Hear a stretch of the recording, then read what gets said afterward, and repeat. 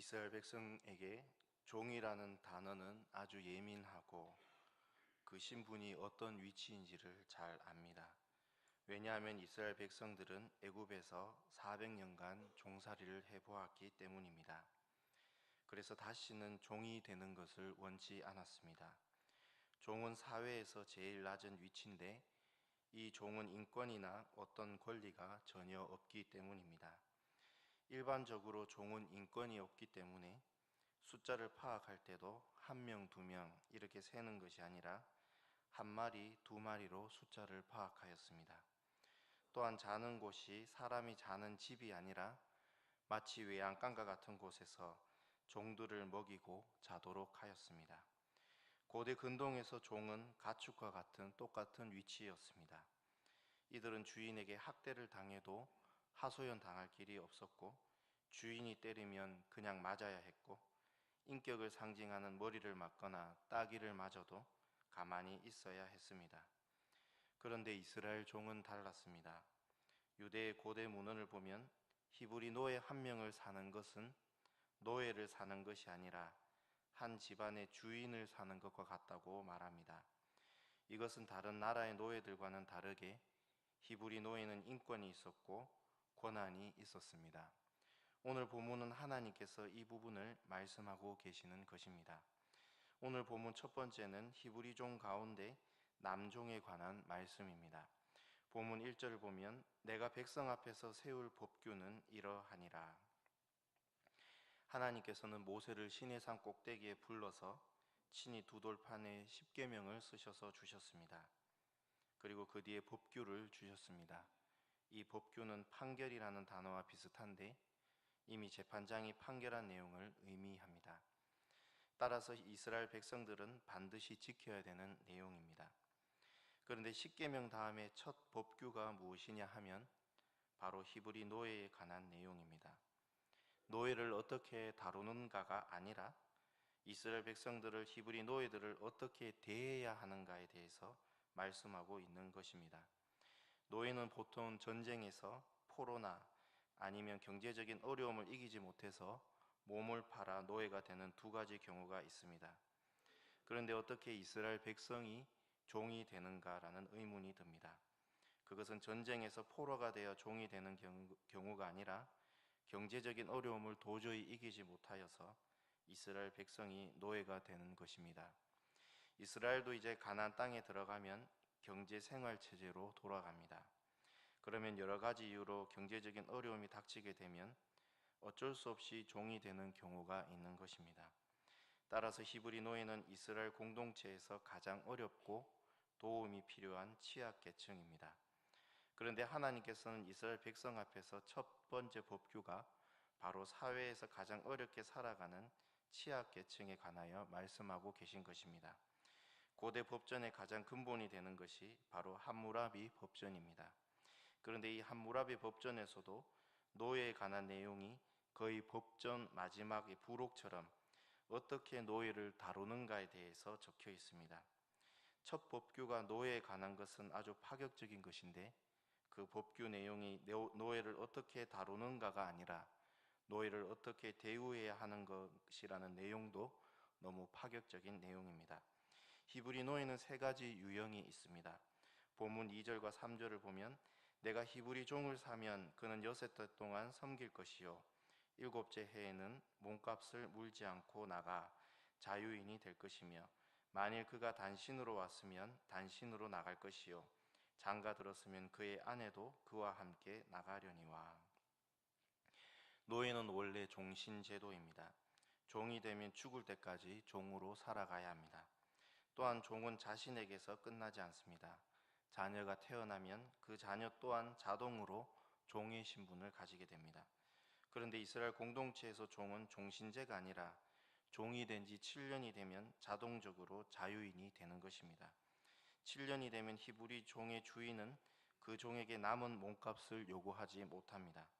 자유인이 되는 것입니다. 히브리 종의 첫 번째 유형은 결혼하지 않고 단신으로 종이 되었으면 7년 뒤 단신으로 그 주인에게서 나가게 되고, 두 번째 유형은 결혼한 상태에서 종이 되었으면 그 아내도 함께 자유인이 되는 것입니다. 그리고 한 가지 경우가 더 있는데 본문 4절을 보면 만일 상전이 그에게 아내를 주어 그의 아내가 아들이나 딸을 낳았으면 그의 아내와 그의 자식들은 상전에게 속할 것이요 그는 단신으로 나갈 것이로다. 히브리 종이 단신으로 주인의 종이 되었다가 그 집에서 주인이 그에게 아내를 주게 되면 이 경우에서는 7년이 되면 남자만 자유인이 되고 종이 된 후에 결혼한 아내와 자녀들은 주인의 소유가 됩니다. 왜냐하면 원칙적으로 아내와 자녀는 주인에게 속한 것이기 때문입니다. 주인이 종에게 아내를 준 것은 긍휼한 마음에서 준 것도 있겠지만 종이 주인의 여종을 사랑해서 결혼한 경우가 많기 때문에 나중에 7년 뒤에 나갈 때에 아내와 자녀에 대한 재산권을 요구하면 여러 가지 잡음과 소음이 나기 때문에 하나님께서는 원천적으로 깨끗하게 문제가 나지 않도록 막은 것입니다. 야곱은 외삼촌 라반 집에 있을 때에 라반의 딸 라헬을 너무 사랑해서 삼촌이 종으로 삼지 않았는데 스스로가 종이 되었습니다. 그래서 라헬을 위해서 삼촌에게 속아 14년, 그 외에 총 20년 동안 외삼촌을 섬겼습니다. 이 세 번째 경우는 법의 문제가 아니라 사랑의 문제입니다. 하나님께서 이스라엘 백성이 종이 되었을 경우에 인권과 권한을 주는 대신에 히브리 종은 반드시 주인을 위해서 6년을 섬겨야 합니다.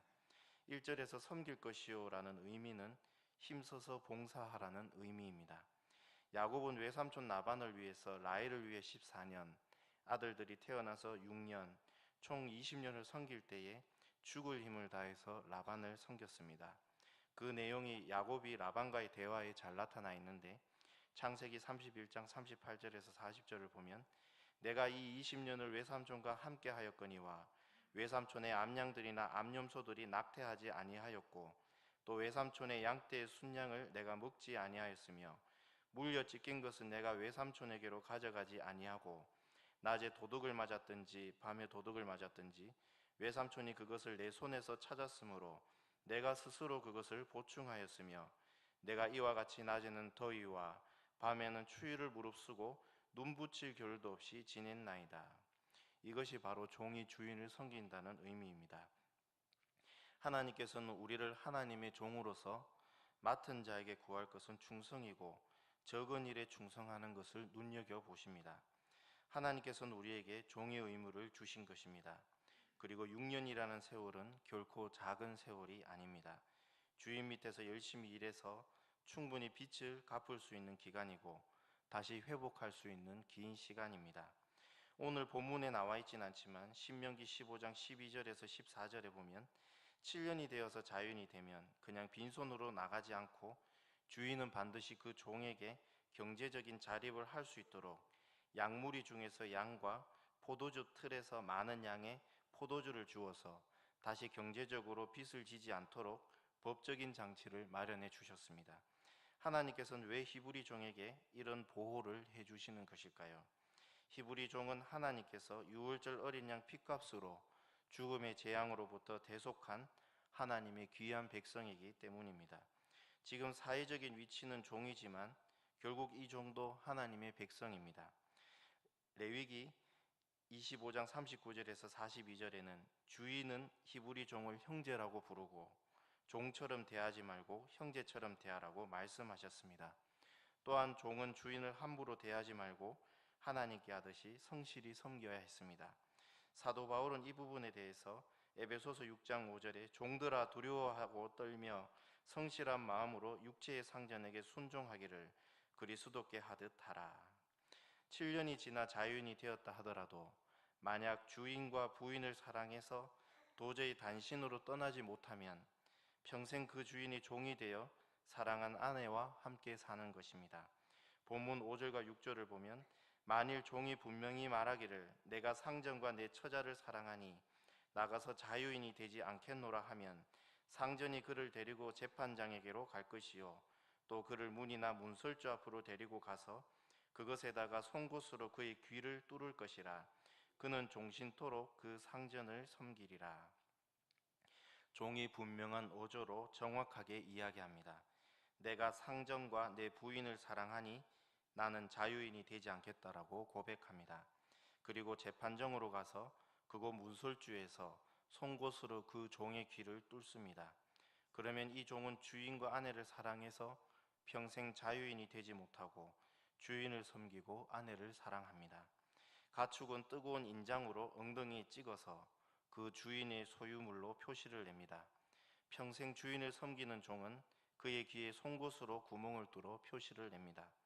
이것을 에베소서 1장 13절에는 인치심이라고 부릅니다. 하나님은 우리가 예수님의 것이라고 성령으로 우리 마음의 도장으로 표시를 내셨습니다. 그래서 하나님은 우리를 영원토록 하나님의 종으로 삼으셨고 우리는 영원토록 하나님만 사랑하고 하나님만 섬기는 종이 되었습니다.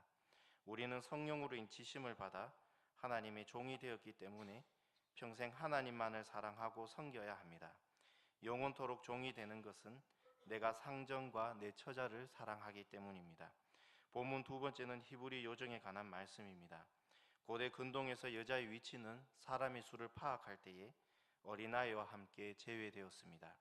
그 부분이 오병이어 사건에도 나타나는데 예수님께 물고기와 떡으로 배부린 사람이 마태복음 15장 38절에 먹은 자는 여자와 어린이 외에 4,000명이었더라. 이 시대는 모세의 시대로부터 2500년 후의 일인데도 여자는 어린아이와 함께 사람 수를 세는 데서 제외되었습니다. 그만큼 당시 여자의 위치는 사회적으로 약자였고 취약계층이었습니다. 그런데 집안이 경제적으로 너무 힘들어지면 아버지가 자신의 딸을 부잣집 주인에게 팝니다. 파는 이유는 딸을 팔아서 몸값을 받아 가정이 유지될 수 있었고 부잣집 주인에게 결혼시키기 위해서입니다. 당시 딸은 아버지의 재산이었기 때문에 이 당시에는 이것이 가능하였습니다. 하나님께서는 요정에 대해서도 어떻게 다루는가가 아니라 어떻게 대우할 것인가에 대해 법규를 정하셨습니다.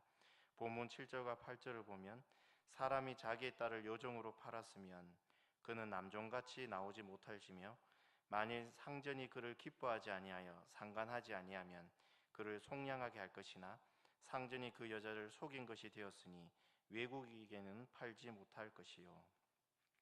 우선 히브리 여종은 남종과 같이 7년이 되었다고 자유인으로 나오지 못하였습니다. 그 이유는 당시 사회적으로 여자는 남자를 의지해서 경제 생활이 가능했기 때문입니다. 따라서 당시 고아와 과부는 같은 위치였습니다. 고아는 부모가 없으면 살 수 없습니다. 과부는 남편이 없으면 먹고 사는 것이 너무 힘들었습니다. 결혼해서 남편이 버리면 굶어 죽을 수도 있었기 때문입니다. 따라서 하나님께서는 이 히브리 여종을 보호하시기 위해서 절대로 남종처럼 7년 후에도 자유를 주시지 않으셨습니다. 끝까지 그 주인이 책임을 져야 합니다. 그런데 결혼하기 위해서 여종으로 팔려왔는데 그 주인이 마음이 바뀌어서 결혼을 취소하면 그것은 그 히브리 여종을 속인 것이기 때문에 아버지한테 지불한 금액을 대받지 않고 그 여종을 자유케 해서 다른 곳에 시집갈 수 있도록 해야 했습니다. 절대로 외국인에게는 팔아서도 안 되었습니다. 왜냐하면 이스라엘 공동체에서 히브리 종과 외국에서의 종을 대하는 것은 너무나 차이가 나기 때문입니다. 학대를 받아서 크게 다칠 수도 있고 하도 많이 때려서 죽을 수도 있고 창기로 팔아 비참한 삶을 마감할 수도 있기 때문입니다. 히브리 여종의 삶이 아무런 보호도 없이 비참하게 끝날 수 있기 때문에 하나님께서는 히브리 여종을 보호하시기 위해 외국인에게는 절대로 팔 수 없도록 하셨습니다. 그리고 아들에게 주기로 마음먹었다면 그 종을 딸처럼 사랑해 주어야 합니다. 본문 9절을 보면 만일 그를 자기 아들에게 주기로 하였으면 그를 딸같이 대우할 것이요. 여종을 자기 딸처럼 대우해야 합니다.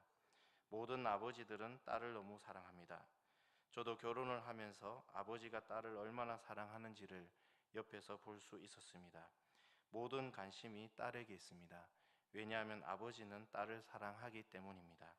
히브리 여종을 자신의 아들에게 주기로 했으면 딸처럼 사랑하라는 것입니다. 하나님께서는 죄인인 우리를 사랑하셔서 하나님 자녀 삼기로 마음을 먹으셨습니다. 그래서 우리는 예수 그리스도를 통해서 하나님의 친자녀가 되었고 예수님에게 상속하는 천국을 우리에게도 주셨습니다. 로마서 8장 17절에 자녀이면 상속자 곧 하나님의 상속자요 그리스도와 함께한 상속자니. 또한 하나님께서는 여종에게 결혼 생활을 행복하게 누리는 권한도 주셨습니다.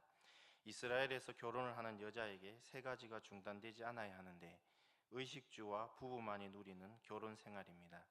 요정이었다 하더라도 이것이 중단되어서는 안 됩니다.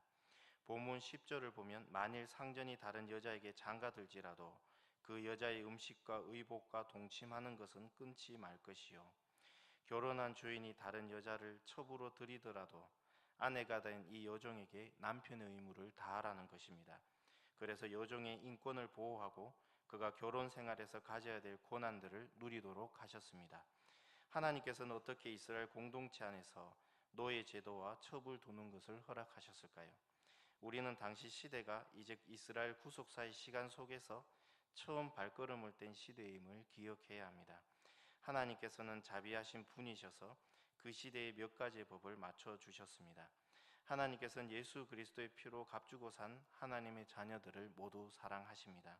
그리고 보호하십니다. 비록 삶 속에서 고난의 연단을 받기 위해서 경제적인 어려움을 주시지만 하나님께서는 그의 자녀들을 버리지 않으시고 끝까지 사랑하십니다. 계층은 취약 계층이고 신분은 종이지만 분명히 이스라엘 백성이라고 본문 1절에 전제를 하셨습니다. 또한 하나님께서는 주인에게 학대받지 못하도록 법규를 제정하셨습니다. 본문 26절과 27절을 보면 사람이 그 남종의 한 눈이나 여자의 한 눈을 쳐서 상하게 하면 그 눈에 대한 보상으로 그를 놓아줄 것이며 그 남종의 이나 여종의 이를 쳐서 빠뜨리면 그 이에 대한 보상으로 그를 놓아줄지니라.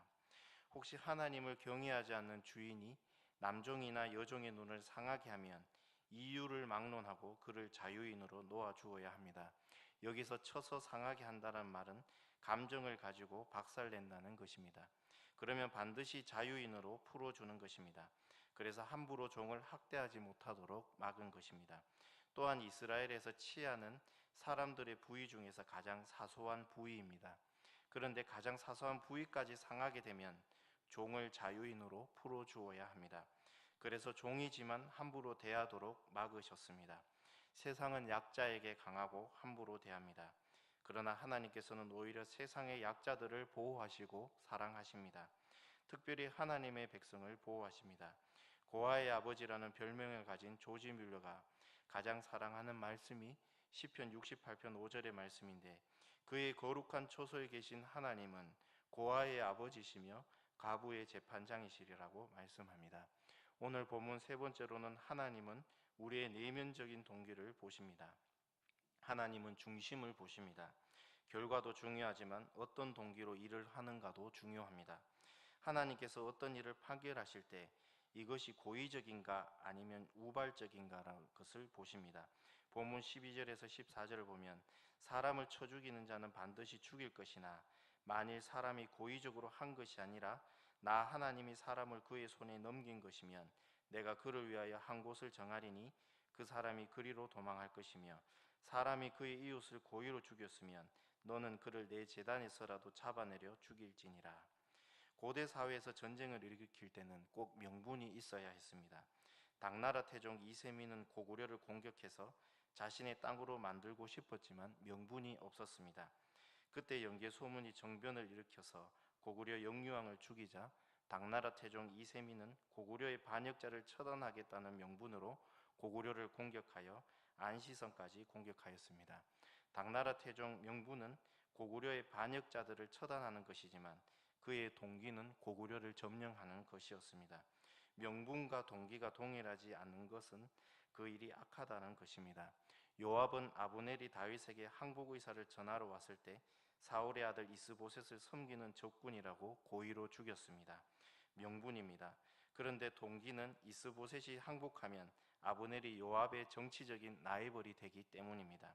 결국 시간이 지나 다윗이 죽고 요압은 제단 뿔을 잡았지만 고의로 사람을 죽인 죄로 인하여 솔로몬 왕의 명으로 제단에서 죽임을 당하였습니다.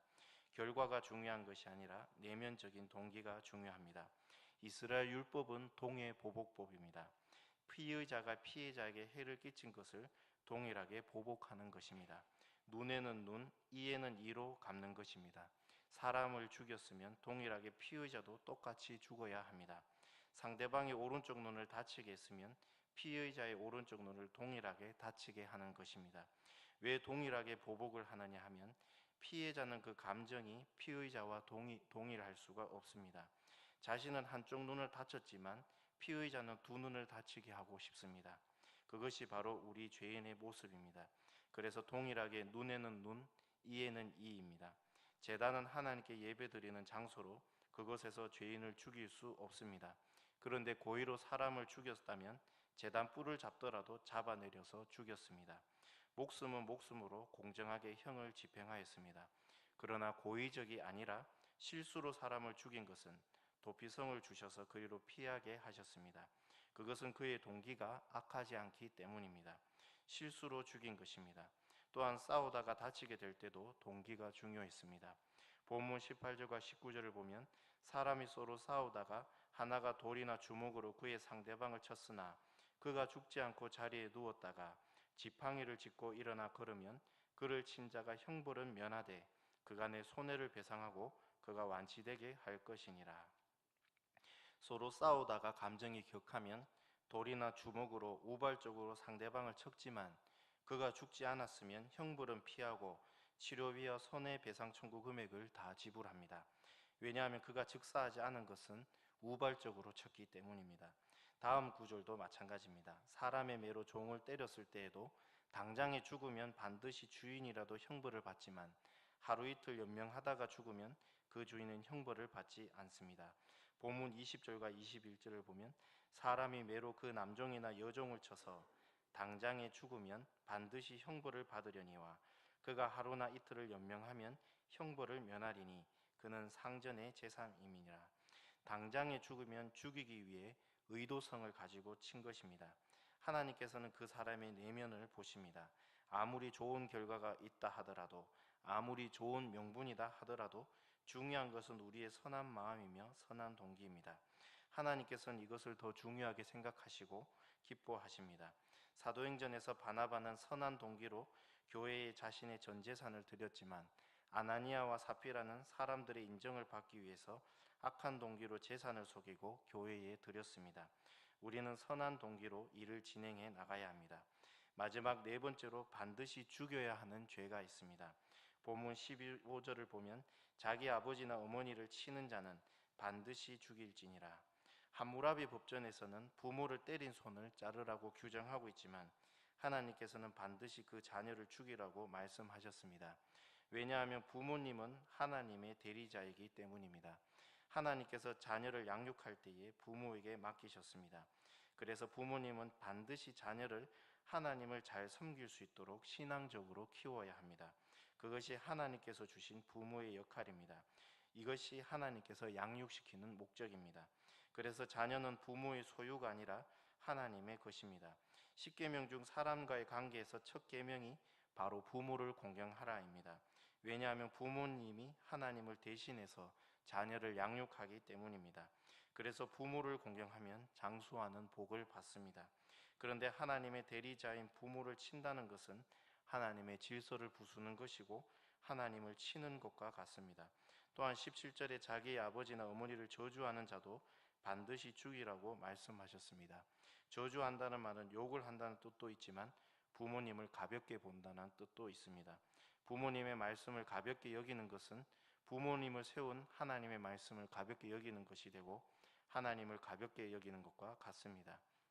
가정의 질서가 무너지는 것은 경제적인 어려움 때문이 아니라 부모에 대한 명예와 권위가 땅에 떨어질 때 가정은 무너집니다. 그래서 자녀에게 초달을 되어서라도 신앙과 부모님이 하나님의 대리자임을 가르쳐야 합니다. 마지막 한 가지 죄는 사람을 납치하는 것입니다. 본문 16절을 보면 사람을 납치하는 자가 그 사람을 팔았든지 자기 수하에 두었든지 그를 반드시 죽일지니라. 사람을 납치해서 그 사람을 돈벌이 수단으로 파는 것입니다. 아모스 1장 9절에 시돈 사람들은 패망한 유다 사람들을 팔았다고 말씀합니다. 시돈이 망한 이유 중 하나입니다. 그 사람의 행복을 누리지 못하고 납치돼서 다른 나라에 팔린 것입니다. 하나님께서는 자신의 유익을 위해서 다른 사람의 행복을 파괴하는 것을 용서하지 않으셨습니다. 이 법의 범위는 히브리 종에도 포함되었습니다. 히브리 종을 납치해도 그 종의 자녀를 유괴해도 마찬가지입니다. 함무라비 법정은 종은 아예 언급도 없고 자유자의 자녀를 유괴할 때에만 사형에 처하도록 적용했지만 하나님께서는 종의 자녀까지 유괴하면 사형에 처하도록 종의 자녀들까지 보호하셨습니다. 결론입니다. 십계명 다음 이스라엘 수많은 법규 중에 처음 법규에 히브리 종을 위한 보호법을 만드셨습니다. 하나님이 얼마나 사랑이 많으시고 자비하신 분임을 알 수 있습니다. 또한 하나님은 성령으로 우리 마음에 인치심을 하셔서 우리가 하나님의 종임을 표시하셨습니다. 종이 할 일은 주인을 위해 힘을 다해 섬기는 것입니다. 늘 하나님께 보호받고 사랑받는 존재임을 깨닫고 하나님께 충성하는 우리 주원교회 성도님들 되시기를 예수님의 이름으로 소망합니다. 아멘. 기도하겠습니다. 하나님 아버지, 오늘 십계명 다음으로 첫 법규를 보며 하나님께서 얼마나 사랑하시고 자비하신 분임을 알게 되었습니다. 우리도 하나님의 사랑으로 연약한 자를 세워주는 성도가 되게 하시고 하나님께 충성하는 종이 되게 하옵소서. 예수님의 이름으로 기도합니다.